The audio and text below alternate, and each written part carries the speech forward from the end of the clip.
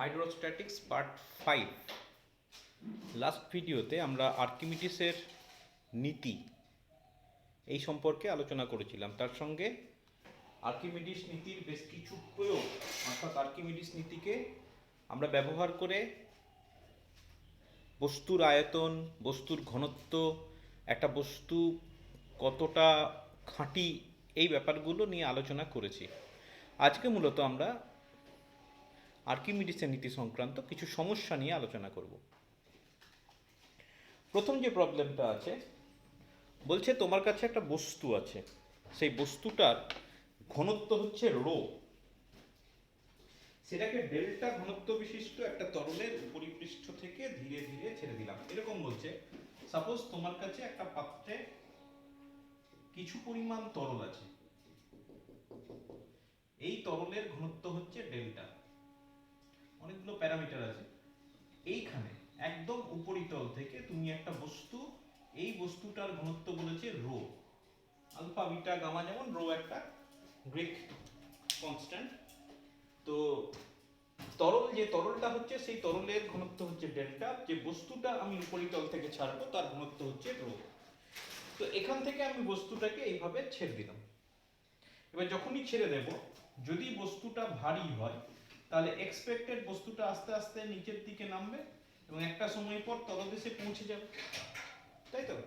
তোমাকে প্রশ্ন দিয়েছে বস্তুটা এই এ অবস্থান থেকে, সাপোজ এটাকে বললাম বি অবস্থান, এ থেকে বি অবস্থানে যেতে কত সময় লাগবে, এটা হচ্ছে তোমার প্রশ্ন। যেহেতু প্রশ্নে দিয়েই দিয়েছে বস্তুটা তলদেশে পৌঁছাবে, মানে তুমি ধরে নিতে পারো বস্তুটির ওজন বা বস্তুটির ঘনত্ব অবভিয়াসলি তরলের ঘনত্ব অপেক্ষা বেশি হতেই হবে, তা না হলে তোমার প্রবলেমটাই আসবে না। তো যাই হোক, এবার প্রবলেমটা নিয়ে ভাবা যাক কিভাবে কি করা যেতে পারে। আশা করছি সমস্যাটা বোঝা গেছে। আরেকবার বলছি, তোমার কাছে একটা পাত্রে বেশ কিছু পরিমাণ তরল আছে, সেই তরলের ঘনত্ব তোমাকে দিয়ে দেওয়া আছে ডেল্টা। তুমি একটা বস্তু নিলে, সেই বস্তুটাকে তরলের উপরিতল থেকে ধীরে ধীরে ছেড়ে দিলে। তোমাকে প্রশ্ন দিয়েছে বস্তুটির উপরিতল থেকে তলদেশে পৌঁছতে কত সময় লাগবে। তো প্রথমে এভাবে ভাবি যে বস্তুটাকে তরলের উপরিতল থেকে জাস্ট ছেড়ে দেওয়া আছে, তাহলে আমাদের যা কনসেপ্ট সেখান থেকে আমি বলতে পারি ইউ ইকুয়াল টু জিরো। বস্তুটাকে কোনো প্রাথমিক বেগ দেওয়া হয়নি, just with u equal to zero it is released from the upper surface of the liquid.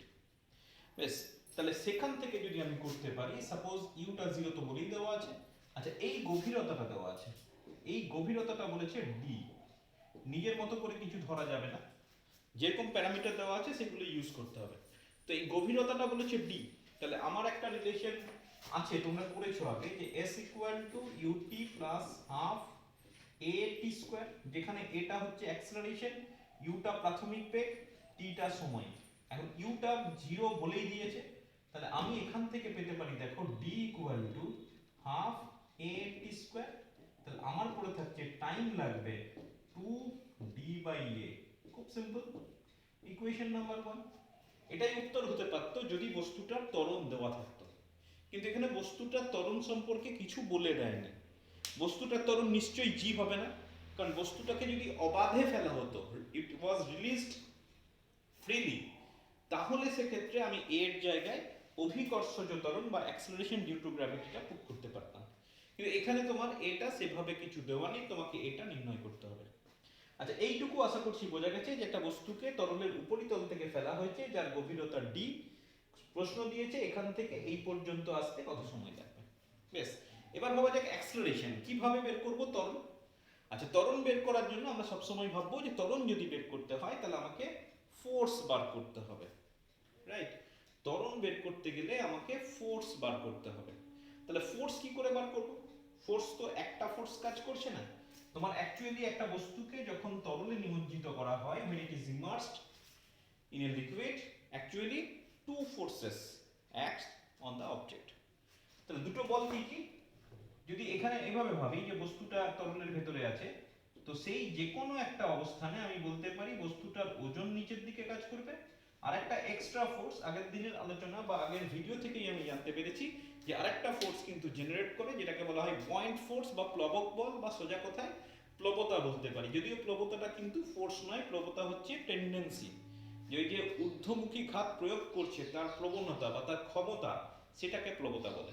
তো যাই হোক, বয়েন্ট ফোর্স, এবং এই দুটো বলের অধীনে বস্তুটা এ ত্বরণে নিচের দিকে নামছে। আশা করছি ছবিটা এবার চেনা চেনা লাগছে। দুটো ফোর্স কাজ করছে, দুটো ফোর্সের অধীনে একটা বস্তু নিচের দিকে নামছে।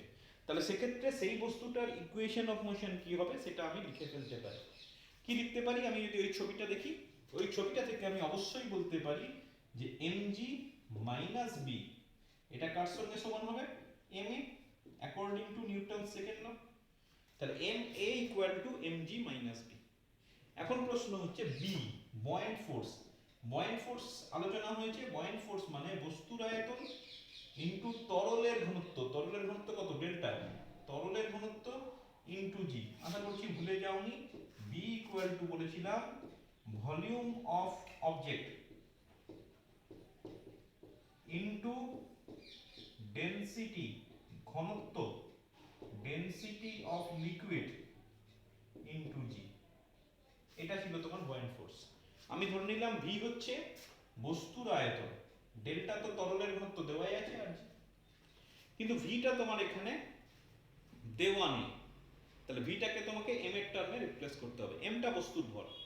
তাহলে এম যদি বস্তুর ভর হয় তাহলে ভি সমান আমি লিখতে পারি এম বাই রো।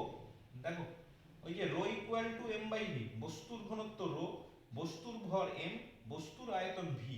তাহলে rho equal to M by V, সেখান থেকে আমি বলতে পারি V equal to M by rho. তাহলে পড়ে থাকছে এখানে M G minus M by rho into delta into G. একটু বুঝে বুঝে মানগুলো বসাবে। উভয় পক্ষ থেকে তুমি বুঝতেই পারছো এমটা কেটে যাচ্ছে, জিটা যদি কমন নিই আমার পড়ে থাকছে 1 মাইনাস ডেল্টা বাই রো। আর একটু সহজ করতে পারি, জিটা যেমন থাকলো থাকলো, তাহলে এটা পড়ে থাকছে rho minus delta by rho. এটা হয়ে যাচ্ছে বস্তুটার নিম্নমুখী ত্বরণ। তাহলে এটা যদি বস্তুর নিম্নমুখী ত্বরণ হয়, এই মানটাকে আমি 1 নম্বর সমীকরণে বসিয়ে দেবো। তাহলে 1 নম্বর সমীকরণ থেকে আমার কি পড়ে থাকছে? 1 নম্বর সমীকরণ থেকে আমি পাচ্ছি t equal to 2d divided by a। a হয়ে যাচ্ছে g into rho minus delta divided by rho, টোটালটা রুট ওভারের মধ্যে। তাহলে এটাকে আমি সাজিয়ে নিতে পারি 2d rho g into rho minus delta. খুব কমন প্রবলেম, পরীক্ষাতে খুব আসে, সুতরাং প্রবলেমটা ভালো করে দেখে রাখবে। অঙ্কটা কঠিন নয়, তুমি খুব সিম্পলি জিনিসটাকে ভাববে। আমি আরেকবার বলে দিচ্ছি, তোমাকে বলেছে একটা তরল আছে পাত্রে, তরলের উপরিতল থেকে একটা বস্তুকে জাস্ট ছেড়ে দিলাম, তলদেশে পৌঁছাতে কত সময় লাগবে। তাহলে প্রথমেই তরলের গভীরতা দেওয়া আছে, সেখান থেকে s equal to u t plus half f t square, সেখান থেকে আমি এফ এর মান টি এর মানটা বের করে রাখলাম। আমি দেখলাম টি এর যে এক্সপ্রেশন আছে, টি এর এক্সপ্রেশনে একটাই রাশি আননোন, সেটা হচ্ছে বস্তুর ত্বরণ। তাহলে এবার আমাকে ভাবতে হবে বস্তুর ত্বরণ কিভাবে বের করব। তোমরা নিশ্চয়ই জানো যে বস্তুর ত্বরণ নির্ণয় করতে গেলে আমার নিউটনের second law p equal to m f লাগবে। তাহলে এম এফ ইকুয়াল টু আমাকে পি, তাহলে পি মানে রেজাল্টেন্ট ফোর্স, রেজাল্টেন্ট ফোর্সটা বার করতে হবে। এবার রেজাল্টেন্ট ফোর্স বের করতে গিয়ে দেখলাম যে বস্তুটার উপর দুটো বল কাজ করছে। একটা ফোর্স কাজ করছে downward weight due to gravitational force, আর একটা কাজ করছে বয়েন্ট ফোর্স বা প্লবক বল।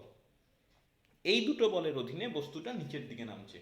তাহলে আমরা নিজেদের ধারণা অনুসারে আমরা অলরেডি এগুলো আলোচনা করেছি, আমি অবশ্যই লিখতে পারি mg minus B equal to M into A. সেখান থেকে আমি ওই আয়তন ঘনত্বের সম্পর্ক থেকে ভি এর মানটা রিপ্লেস করলাম, সেখান থেকে এ এর মান বের করে দিলাম।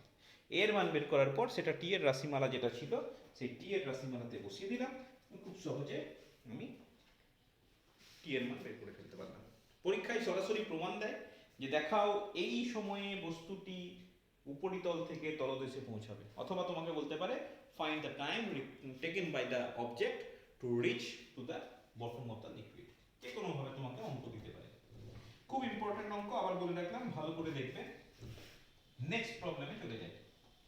আচ্ছা, নেক্সট প্রবলেম বলছে যে তোমার কাছে একটা বস্তু আছে কিন্তু তরল আছে তিনটে।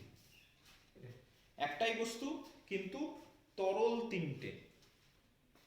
বেশ, তাহলে আমার কাছে এই একটা বস্তু আছে, তিনটে তরলে আলাদা আলাদা করে ডোবাবো। আমি ছোট্ট ছোট্ট করে রাখছি। এই সাপোজ একটা তরল, এর ঘনত্ব d1, সাপোজ এই একটা তরল, এই ঘনত্ব d2, আর এই একটা তরল, এটার ঘনত্ব D3। ঠিক আছে, একটাই বস্তু কিন্তু তরল তিনটে।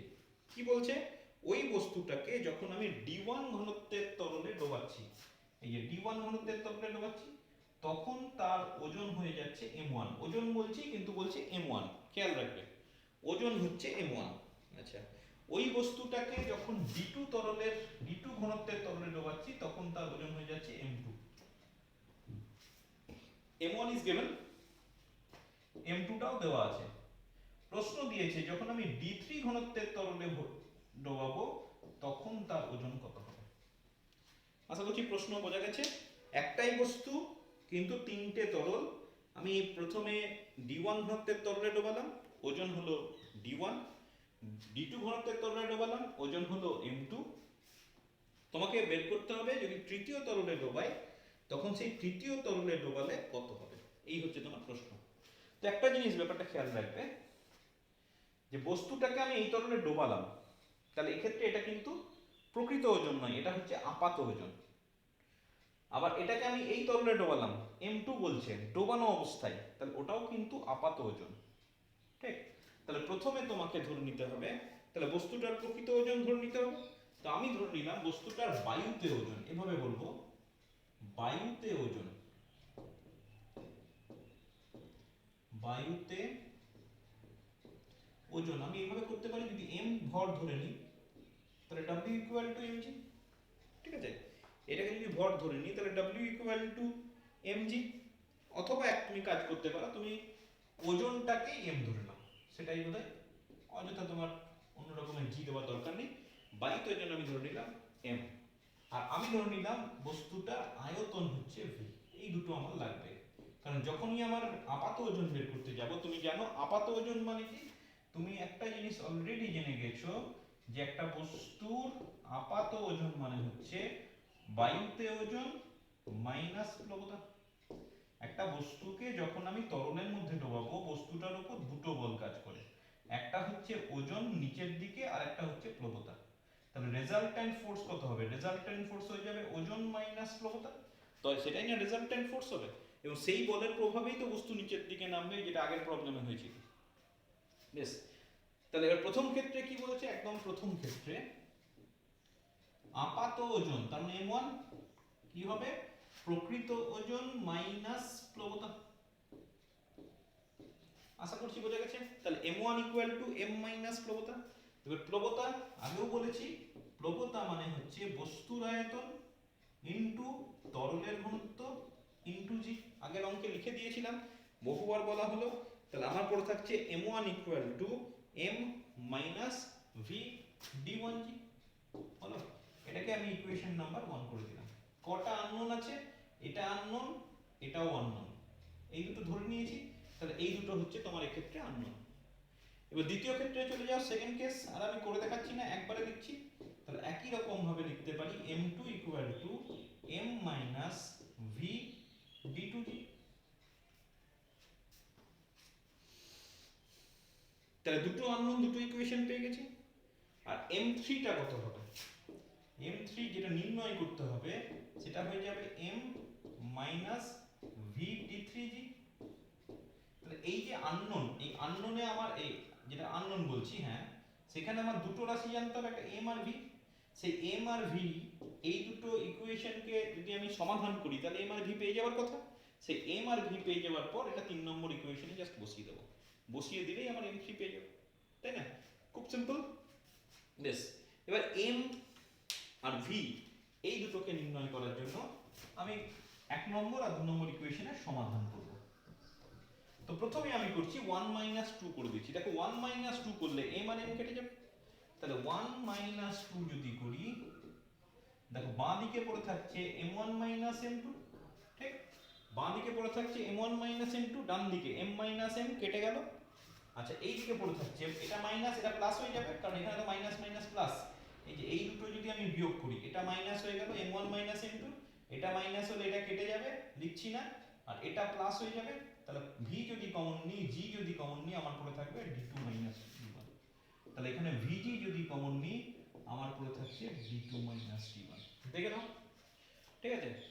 তাহলে আমার পড়ে থাকছে v equal to m1 minus m2 divided by v, sorry, m1 minus m2 divided by g into d2 minus d1।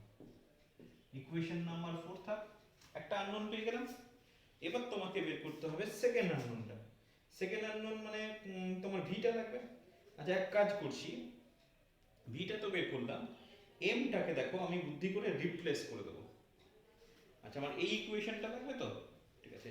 এই ইকুয়েশনে যখন আমি m3 করব, m3 যেটা নির্ণয় করতে চাইছি, m3 তো আমি m এর মানটা এখান থেকে রিপ্লেস করে দেবো। দেখা যাক কি করতে পারি। তাহলে আমার পড়ে থাকছে 3 নম্বর থেকে কি m3 ইকুয়াল টু কি আছে, ফার্স্ট টার্ম m, এক নম্বর ইকুয়েশন থেকে বলতে পারি m equal to m1 plus v d1g। তাহলে এটা হয়ে গেল m1 প্লাস v d1g, এটা হয়ে গেল তোমার mটা।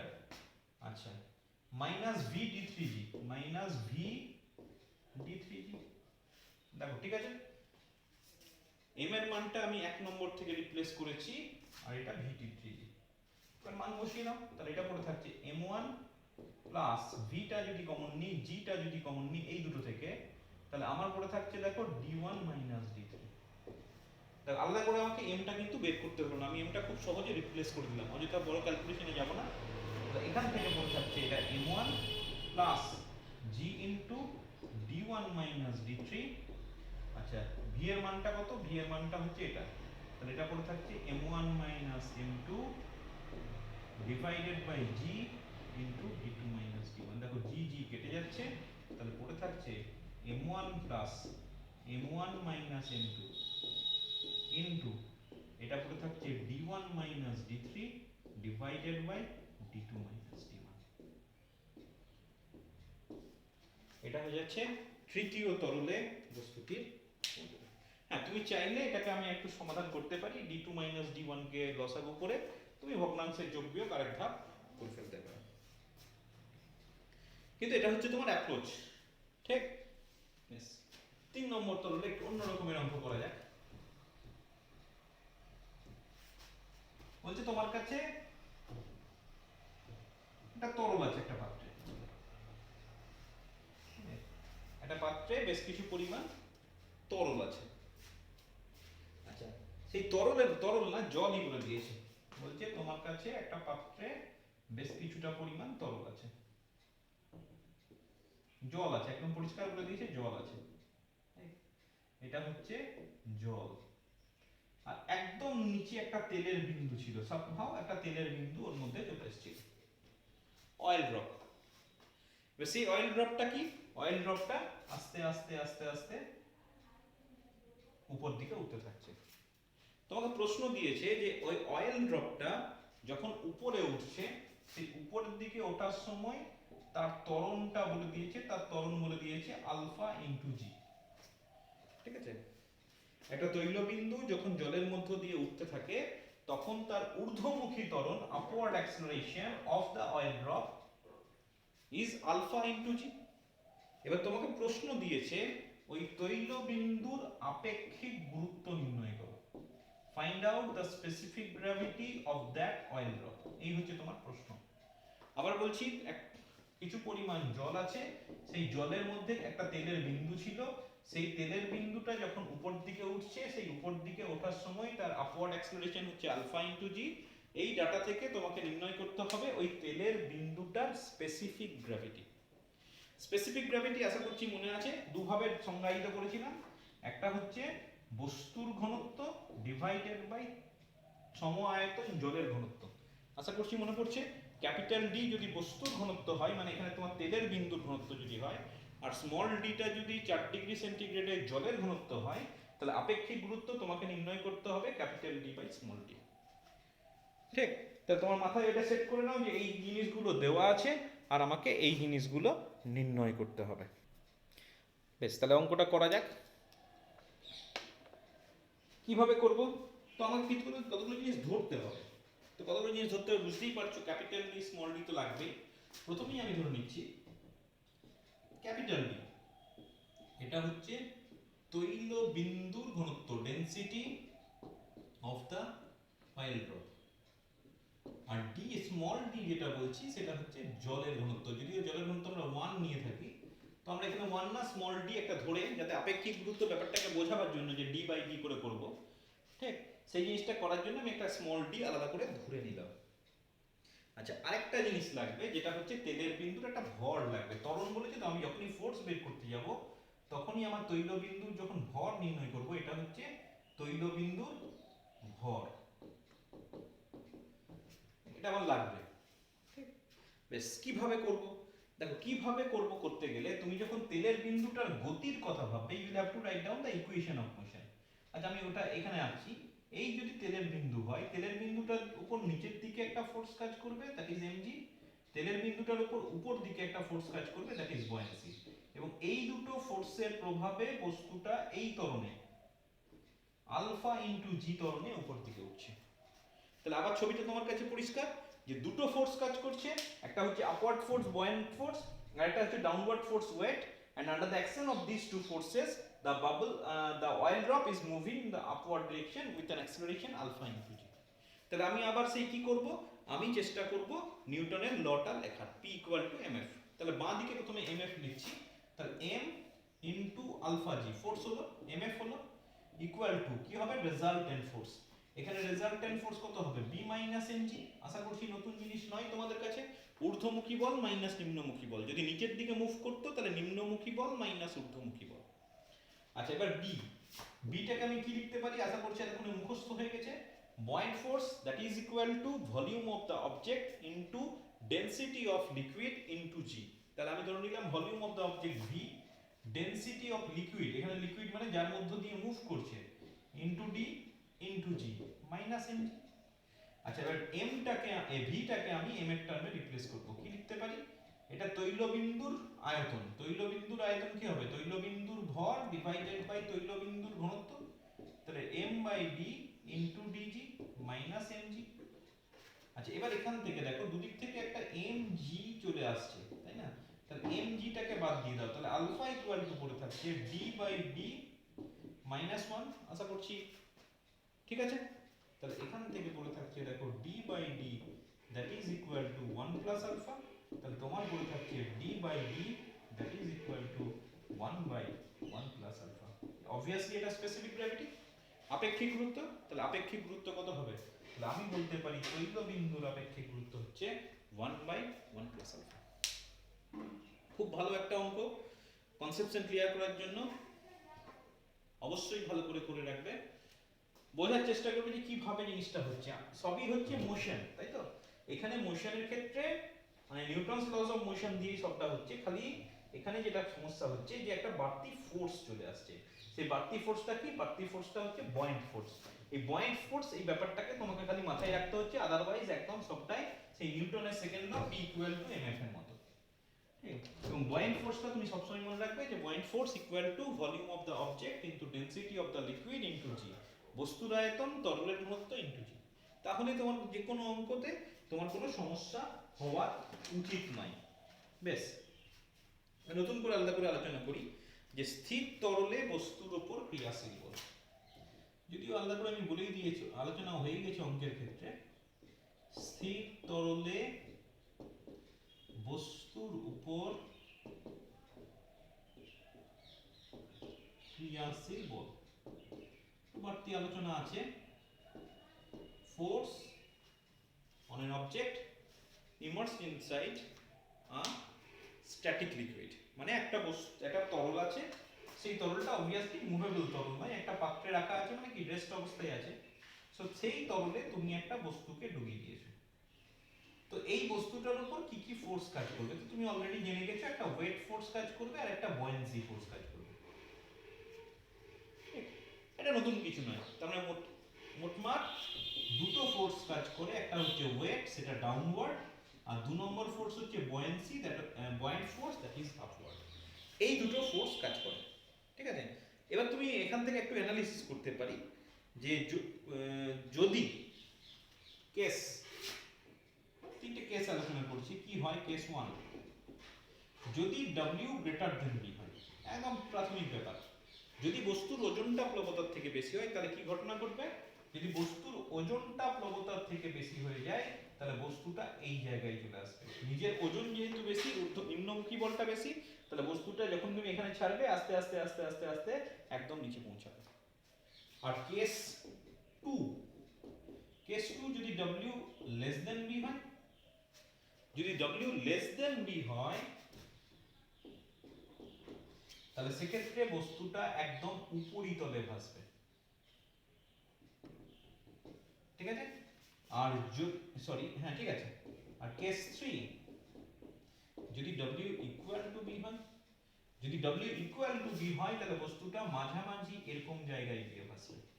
আশা করছি তিনটে বোঝা গেল। এটা হচ্ছে কেস 1, এটা হচ্ছে কেস 2, এটা হচ্ছে কেস 3। এই ছবিটা সব সময় তোমার মাথার মধ্যে পরিষ্কার রাখবে যে কখন কি ধরনের ঘটনা ঘটবে। যদি খুব সিম্পল ব্যাপার যে একটা বস্তুকে যদি স্থির তরলে রেখে দিই তাহলে সেক্ষেত্রে তার উপর দুটো ফোর্স কাজ করে, একটা downward force weight of the object, আর একটা হচ্ছে আপওয়ার্ড ফোর্স বয়েন্ট ফোর্স বা প্লবক বল। এবার এদের ফোর্সের নেচারের উপর ডিপেন্ড করে, নেচার নয় ফোর্সের ম্যাগনিটিউডের উপর ডিপেন্ড করে বস্তুর অবস্থানটা তিন রকম হতে পারে। আমি কেস 1 বলেছি যেখানে W is greater than B, obviously খুব ইজি ব্যাপার যে সেক্ষেত্রে বস্তুটা একদম তলদেশে পৌঁছাবে। আর যখন যদি W লেস দেন B হয় তুমি মনে রাখবে বস্তুটা একদম উপরে থাকবে। আর যদি W ইকুয়াল টু B হয় তাহলে একদম মিড পয়েন্ট হতে হবে, কারণ মানে নেই, ডিপেন্ড করে কিরকম কতটা ওয়েট, মাঝামাঝি কোনো একটা জায়গায় স্থির অবস্থায় ভাসবে। এই হচ্ছে তোমার ব্যাপার। আচ্ছা নেক্সট আলোচনা করব ভাসমান বস্তুর সাম্যের শর্ত, condition of equilibrium for floating object. ভাসমান বস্তুর, ভাসমান বলে দিচ্ছি কিন্তু, ভাসমান বস্তুর সাম্যের শর্ত, সাম্যের শর্ত equilibrium, condition for equilibrium of floating object. মানে একটা বস্তু ভাসছে, তো ভাসার জন্য তুমি মনে রাখবে দুটো শর্ত লাগে, সেই দুটো শর্ত যদি ফুলফিল করতে না পারে তাহলে সেক্ষেত্রে একটা বস্তু কখনোই ভাসতে পারবে না। এবং আলাদা করে বলে রাখি সেই দুটো শর্ত আমি আলাদা করে করব। প্রথম কথা হচ্ছে ভাসনের শর্ত, আর একটা হচ্ছে সাম্যের শর্ত, কন্ডিশন ফর ফ্লোটিং আর কন্ডিশন ফর ইকুইলিব্রিয়াম, দুটো কথা এখানে আছে, একটা সাম্যের শর্ত, একটা হচ্ছে ভাসনের শর্ত, ঠিক? আচ্ছা ভাসনের শর্ত কি বলছে? ভাসনের শর্ত বলছে খুব ইম্পর্টেন্ট একটা কথা, যে বস্তুর ওজন weight of the object must be equal to বস্তু কর্তৃক অপসারিত তরলের ওজন, weight of the liquid displaced by the object, অপসারিত তরলের ওজন। খুব ইম্পর্টেন্ট কথা, মানে একটা বস্তু তখনই ভাসবে যদি বস্তুর ওজন অপসারিত তরলের ওজনের সঙ্গে সমান। এক্ষুনি বললাম কথাটা যে কখন ভাসবে, যদি W ইকুয়াল টু B হয়, তো সেটাই ওখানে লিখেছি। W টা হচ্ছে বস্তুর ওজন, B টা বলছি বয়েন্ট ফোর্স, বয়েন্ট ফোর্স মানে হচ্ছে বস্তু কর্তৃক অপসারিত তরলের ওজন, এই দুটো হতেই হবে।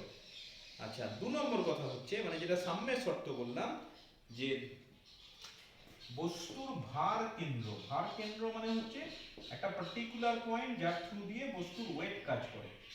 আর প্লবতা কেন্দ্র, প্লবতা কেন্দ্র আগের ভিডিওতেই আলোচনা করেছি, প্লবতা কেন্দ্র সেন্টার অফ বয়েন্সি, যেটার থ্রু দিয়ে প্লবতা কাজ করে। তো ভর কেন্দ্র আর প্লবতা কেন্দ্র করতে হবে কি করতে হবে, এদেরকে একই ভার্টিক্যাল লাইনে থাকতে হবে, একই উল্লম্ব রেখায় থাকবে, উল্লম্ব রেখায় থাকবে। যদি না থাকে তাহলে কিন্তু বস্তুটার অবস্থাটা অবশ্যই ইকুইলিব্রিয়াম হবে না, ঠিক আছে? তাহলে দুটো শর্ত, এটা খুব পরীক্ষায় আসে, ভাসমান বস্তুর শর্তগুলি লেখো। তো শর্ত হচ্ছে প্রথম কথা কন্ডিশন অফ ফ্লোটেশন, ভাসনের শর্ত, the weight of the object must be equal to weight of the liquid displaced by the object, অর্থাৎ বস্তুর ওজন অপসারিত তরলের ওজনের সঙ্গে সমান হবে। আর 2 নম্বর হচ্ছে সাম্যের শর্ত, কন্ডিশন অফ ইকুইলিব্রিয়াম, সেটা কি, যে বস্তুর ভার কেন্দ্র এবং প্লবতা কেন্দ্র, বস্তুর centre of gravity and centre of buoyancy must lie along same vertical line, হতেই হবে, তা নাহলে কিন্তু কখনোই সাম্যের ব্যাপারটা আসবে না। বেশ এবার বলি, এই যে প্রথম সেকেন্ড কথাটা তো বুঝতেই পারছো, জাস্ট একটা ইনফরমেশন, কিন্তু ফার্স্ট যে ইনফরমেশনটা দিয়েছি সেটাও একটা ইনফরমেশন, কিন্তু সেখান থেকে আমরা একটু ম্যাথমেটিক্সও করতে পারি, মানে কি সব কি রকম ব্যাপার আসছে একটু দেখে নিই। বলছে আমি সাপোজ একটা তরল নিলাম, সেই তরলের মধ্যে একটা বস্তু ভাসছে। আমি একটু বড় করে এটা দেখাচ্ছি। তো তরলের মধ্যে দেখো সবটা ডুবে নাও ভাসতে পারে, কিছুটা কিছুটা ডুবেও কিন্তু ভাসতে পারে, ঠিক আছে। তো আমি ধরে নিলাম বস্তুটার আয়তন হচ্ছে, সমগ্র বস্তুটার আয়তন ক্যাপিটাল ভি, মানে এই টোটাল বস্তুর আয়তন হচ্ছে ক্যাপিটাল ভি। বস্তুর আয়তন আমি ধরে নিলাম ক্যাপিটাল ভি। আর এই যে আমি সেট করে দিয়েছি, সেট করে দিয়েছি মানে কি, ওই আয়তনের তরলটাকে সে অপসারণ করছে, তরলের সঙ্গে সংস্পর্শে আছে, তার মানে যতটা ডুবে আছে সেই পরিমাণ তরল সে অপসারণ করেছে। তাহলে এই আয়তনটা হচ্ছে অপসারিত তরলের আয়তন, অপসারিত তরলের আয়তন, volume of the liquid displaced by the object, ঠিক আছে। আচ্ছা, এবার বস্তুর ঘনত্ব লাগবে। বস্তুর ঘনত্বটাকে আমি ধরলাম ক্যাপিটাল ডি, আর তরলের ঘনত্ব আমি ধরে নিলাম স্মল ডি, রাইট। বস্তুর ঘনত্ব হচ্ছে, এটা বস্তু, আমি লিখে দিলাম এটা ক্যাপিটাল ডি, ছবিটা খেয়াল রেখো, এটা হচ্ছে স্মল ডি। তাহলে এখন যদি আমি ওই ইকুয়েশন ওটাকে যদি আমি লিখতে চাই, বস্তুর ওজন কত হবে, ওজন মানে m ইনটু জি। এবার m কে আমি লিখতে পারি বস্তুর আয়তন ইনটু বস্তুর ঘনত্ব, এই এটা হয়ে গেল m, আয়তনকে ঘনত্ব দিয়ে গুণ করলে আমি ওজন ভর পাবো, তাই লিখলাম। এবার বলছে অপসারিত তরলের ওজন, তাহলে একই রকম ভাবে অপসারিত তরলের আয়তন মানে কিন্তু এখানে কতটা অপসারণ করেছে, গোটা বস্তুটা নেব না কিন্তু, তাহলে স্মল ভি ইনটু তরলের ঘনত্ব ইনটু জি, অনেকটা সেই বয়ান্সি, অনেকটা নয়, এটা বয়ান্সি আছে।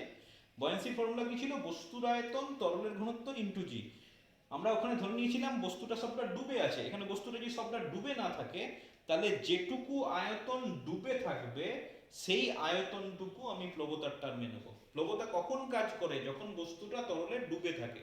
তাহলে বস্তুটা সবটা যদি তরলে ডুবে না থাকে, তাহলে সমগ্র আয়তনের ব্যাপারটা আমি প্লবতার মধ্যে নেব না, যতটা ডুবে থাকবে ততটা আয়তন আমি প্লবতার ক্যালকুলেশনের মধ্যে নেব। প্লবতা আবার বলছি, অলরেডি আলোচনা করেছি, প্লবতা মানে হচ্ছে বস্তুর আয়তন তরলের ঘনত্ব ইনটু জি। দেখো তরলের ঘনত্ব ইনটু জি নিয়ে কনফিউশন হওয়ার কথা নয়, কিন্তু বস্তুর আয়তন তুমি বলতে পারো যে আপনি ক্যাপিটাল ভি কেন লিখলেন, ক্যাপিটাল ভি কেন লিখবো, প্লবতা মানে হচ্ছে বস্তুর আয়তন বলছি, কিন্তু বস্তু যতটা ডুবে থাকে, বস্তু যদি ডুবে না থাকে সবটা, তাহলে যে অংশটা ডুবে নেই তার উপর তো প্লবতা কাজ করবে না। তাহলে প্লবতার অ্যাকচুয়াল তুমি মনে রাখবে সবসময় যতটা ডুবে থাকে সেই অংশের আয়তন আমি নেব। তাহলে এখানে খুব সুন্দর একটা রিলেশন পাচ্ছি, দেখো small v by capital V that is equal to capital D by small d, তাই না। এবং তুমি একটা জিনিস দেখো, যে আমি ডিটাকে যদি জল ধরে নিই, মানে তরলটাকে যদি আমি জল ধরে নিই, তাহলে ডি ইকুয়াল টু 1, তাহলে v by v equal to capital D. এবার ভি বাই ভি মানে কি, কতটা ভগ্নাংশ তরল নিমজ্জিত আছে।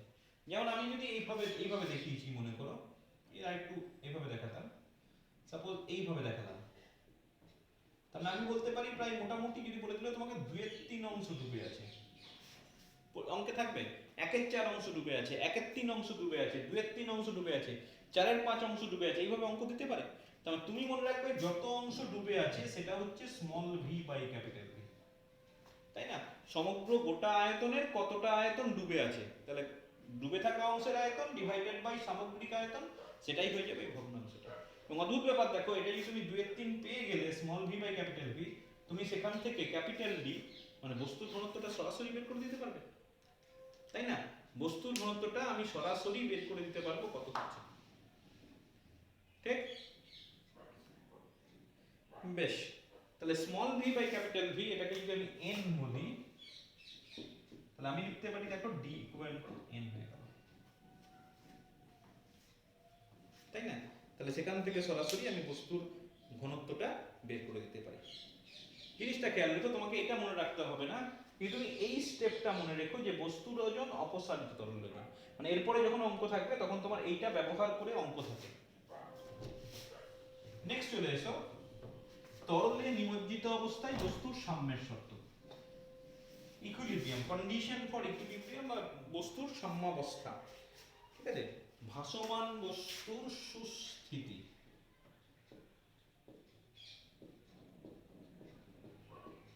ভাসমান বস্তুর সুস্থিতি, ঠিক আছে। তো বলে রাখি ইকুইলিব্রিয়াম বলতে চাইছে বস্তুর ইকুইলিব্রিয়াম তিন ধরনের হয়। একটাকে বলা হয় সুস্থির সাম্যাবস্থা,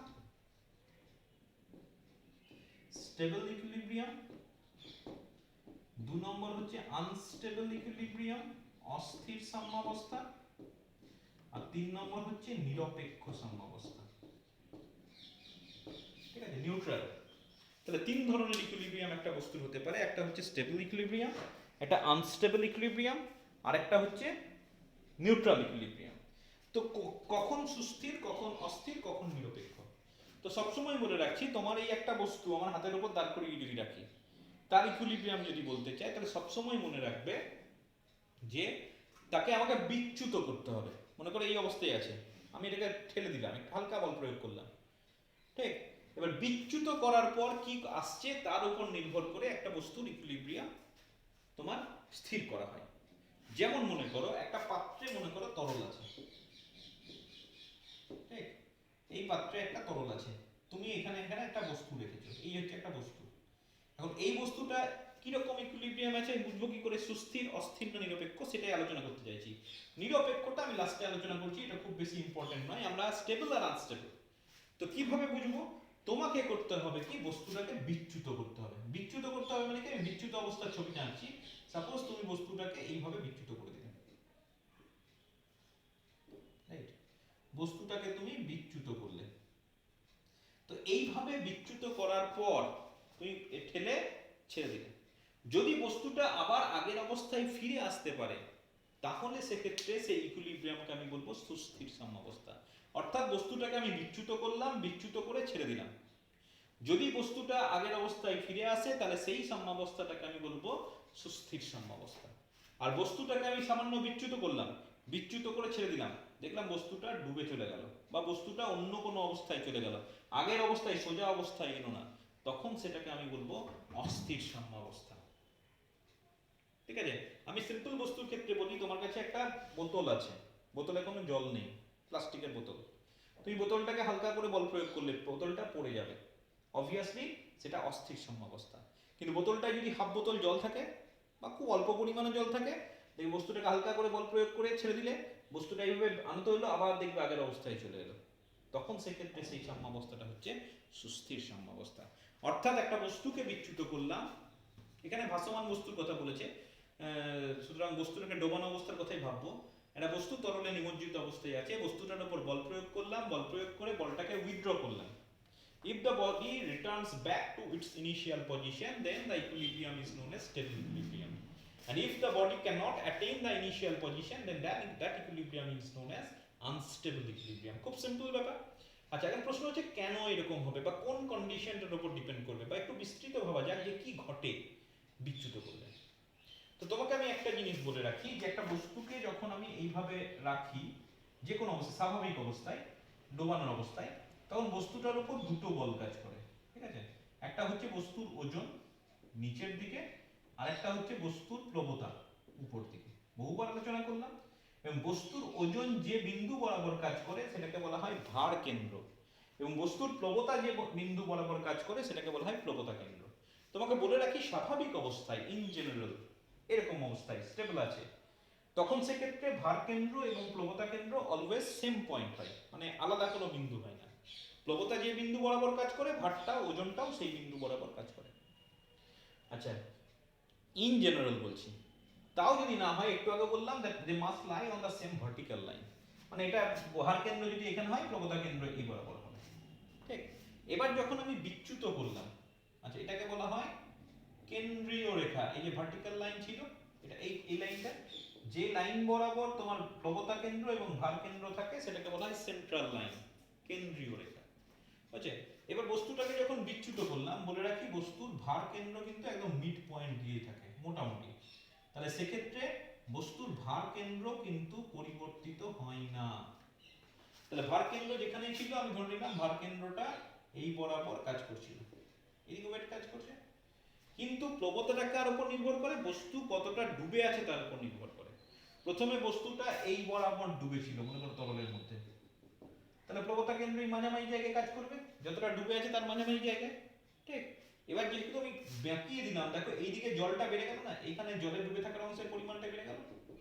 আগে যতটা অংশ জলে ডুবে ছিল তার থেকে বেশি ডুবে আছে, তাহলে প্রবতা কেন্দ্র যেদিকে বেশি জল হবে সেই দিকে শিফট করে যাবে। এই যে আমি ছবিটা আঁকলাম, সেকেন্ড ডটটা আঁকলাম, সেটা হচ্ছে প্রবতা কেন্দ্র। তাহলে এখন প্রবতাটা কোন দিকে কাজ করবে? প্রবতা তো সবসময় উপর দিকেই কাজ করবে, তাহলে সেক্ষেত্রে এইদিকে প্রবতা কাজ করছে, ওজন কাজ করছে নিচের দিকে, প্রবতা কাজ করছে উপর দিকে। তাহলে আবার বলছি, বস্তুটাকে যখনই আমি বিচ্যুত করলাম, বেশি করে জলের মধ্যে ডোবালাম, বস্তুটার প্রবতা কেন্দ্র কিন্তু যেদিকে বেশি জল আছে সেই দিকে শিফট করে যাবে। এবং যদি শিফট করে যায়, তুমি ছবি থেকে বুঝতে পারছো একটা বস্তু, এই একটা বস্তু, বস্তুর উপর দুটো ফোর্স কাজ করছে, একটা নিচের দিকে একটা এইদিকে। তাহলে একটা বস্তুর উপর যদি এইভাবে বল কাজ করে, এই একটা বস্তু আছে, এখানে আমি নিচের দিকে বল প্রয়োগ করছি, এদিকে আমি উপর দিকে বল প্রয়োগ করছি, বস্তুটা কোন দিকে ঘুরবে? অ্যান্টি ক্লকওয়াইজ ঘুরবে না? তাহলে বস্তুটার উপর এইভাবে যদি বল প্রয়োগ হয়, তাহলে বস্তুটার উপর অ্যান্টি ক্লকওয়াইজ ঘুরে যাবে। আর এই বস্তুটা যদি অ্যান্টি ক্লকওয়াইজ এই দিকে ঘুরে, তাহলে বস্তুটা কি হবে? আবার আগের অবস্থায় ফিরে আসবে। ঠিক আছে? তাহলে আবার বলছি, বস্তুটাকে যখনই আমি বিচ্যুত করলাম, বস্তুটা জলের মধ্যে বেশি পরিমাণ ডুবে গেল। এই ডুবে যাওয়ার জন্য যেটা ঘটবে সেটা হচ্ছে বস্তুর প্লবতা কেন্দ্র যেদিকে বেশি জল আছে সেদিকে শিফট করে যাবে। এবার সেখান থেকে আমি যদি ছবি আঁকি, দেখো বস্তুর ওজনটা নিচের দিকে কাজ করছে, প্লবতা কেন্দ্রটা উপর, প্লবতাটা উপর দিকে কাজ করছে। এই দুটো যে বল আছে সেই দুটো বলের প্রভাবে বস্তুর উপর একটা অ্যান্টি ক্লকওয়াইজ রোটেশন সৃষ্টি হবে। যদি অ্যান্টি ক্লকওয়াইজ রোটেশন সৃষ্টি হয়, বস্তুটা আবার এই রকম অবস্থানে চলে আসবে। তাহলে সেক্ষেত্রে সেই সাম্যটা হয়ে যাবে সুস্থির সাম্য। আচ্ছা, এখানে আমি একটা জিনিস বলে রাখি, এই যে বস্তুটার এটাকে এই যে মাপা অবস্থান, এটা হচ্ছে বস্তুর সেই কেন্দ্রীয় রেখা যেটা বললাম, এটা হচ্ছে বস্তুর ওজন ছিল, সাপোজ ওজনটা নিচের দিকে কাজ করছিল, প্লবতা কেন্দ্র এদিকে সরে এসেছিল, তাহলে প্লবতাটা এদিকে কাজ করছিল। আচ্ছা, এই প্লবতা কেন্দ্রগামী যে উল্লম্ব রেখা টানলাম, সেটা কি করলো? কেন্দ্রীয় রেখাকে কোনো একটা পয়েন্টে ছেদ করলো, করবেই। সেই পার্টিকুলার পয়েন্টটাকে বলা হয় মেটা কেন্দ্র বা মেটা সেন্টার। ঠিক আছে?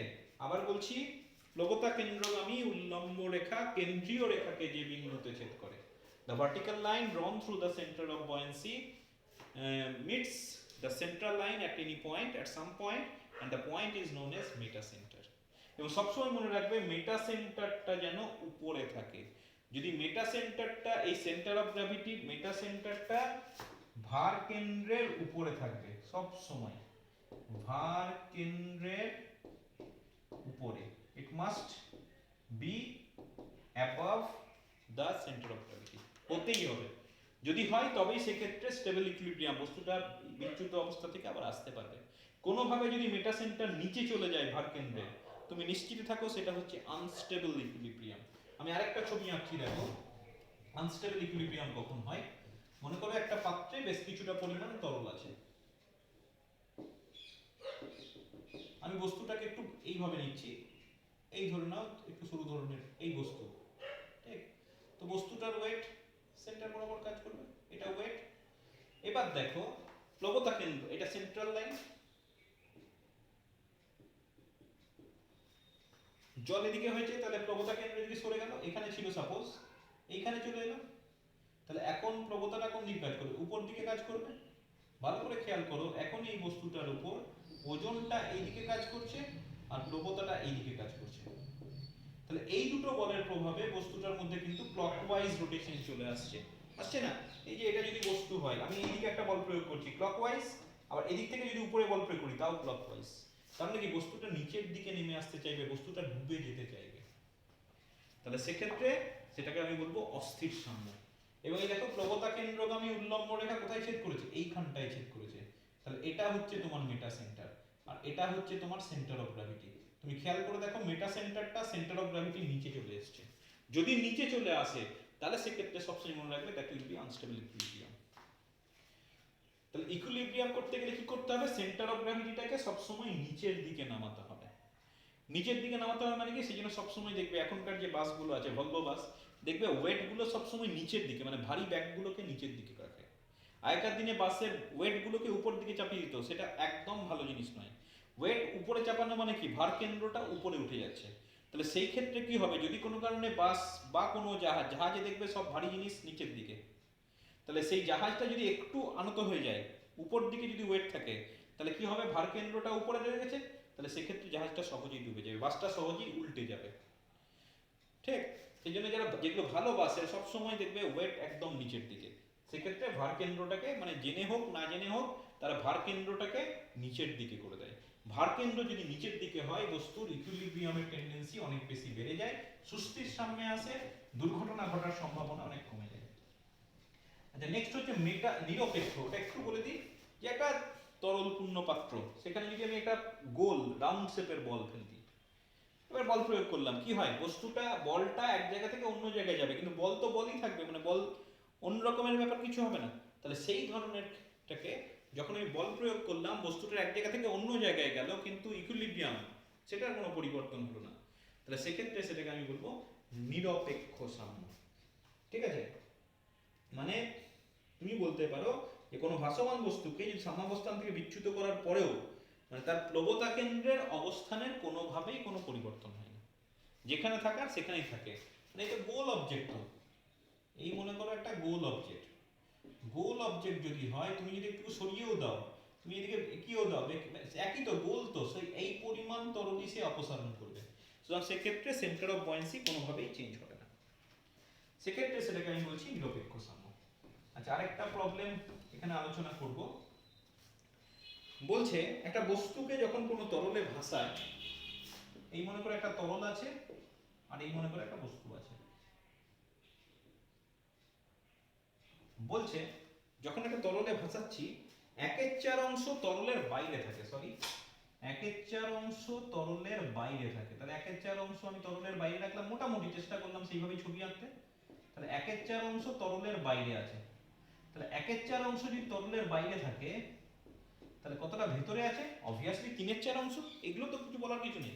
বাইরে যেটা আছে, যেটা কমপ্লিটলি সাদা দেখালাম, সেটা হচ্ছে বস্তুর 1/4 অংশ, তাহলে ভেতরে যেটা আছে নিমজ্জিত অবস্থায় আছে সেটা হচ্ছে 3/4 অংশ। ঠিক আছে, এই ব্যাপারগুলো তুমি একটু খেয়াল রাখবে।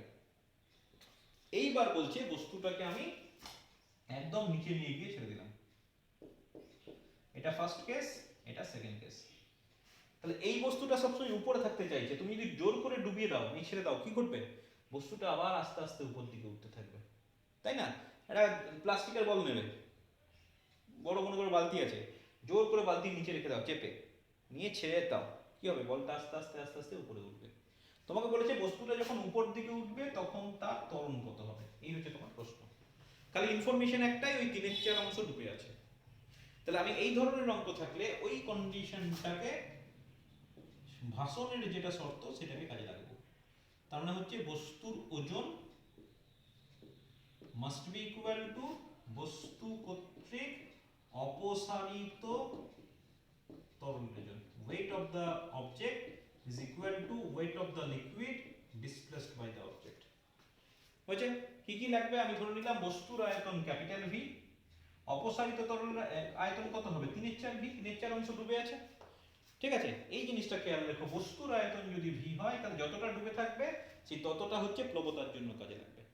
তাহলে বস্তুর ওজন ভি, বস্তুর ঘনত্ব সে ডি ইন্টু জি।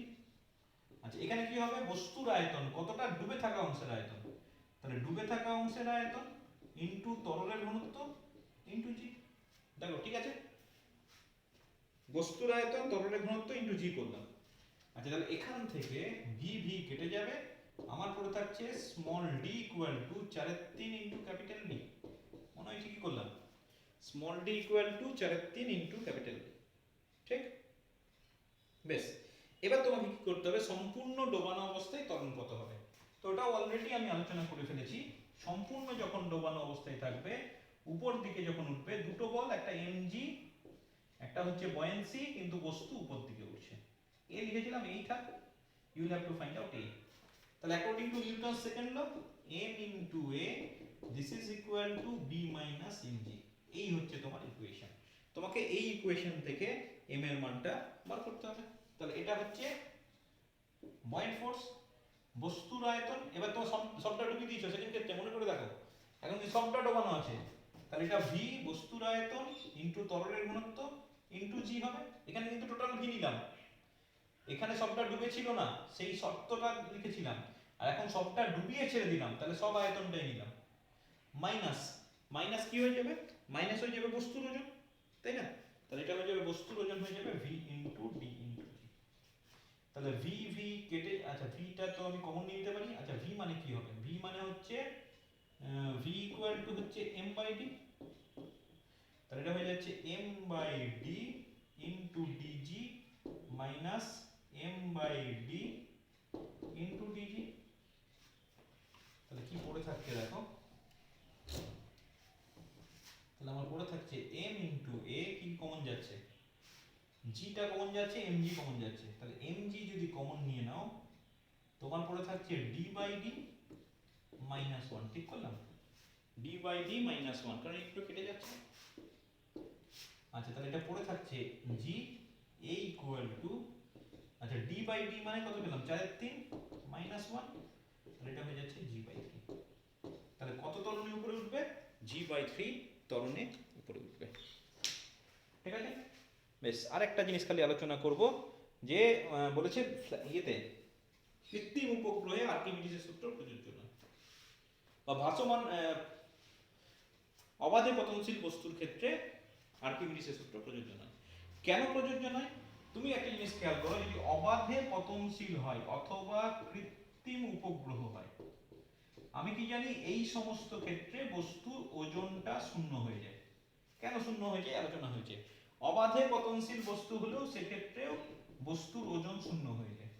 তাহলে একটা বস্তুর ওজন শূন্য, তাতে আর্কিমিডিসের নীতি কিভাবে প্রয়োগ করবো? আর্কিমিডিসের নীতি কি বলছে, একটা বস্তুকে যদি নিমজ্জিত করি বস্তুর ওজনের আপাত হ্রাস হয়।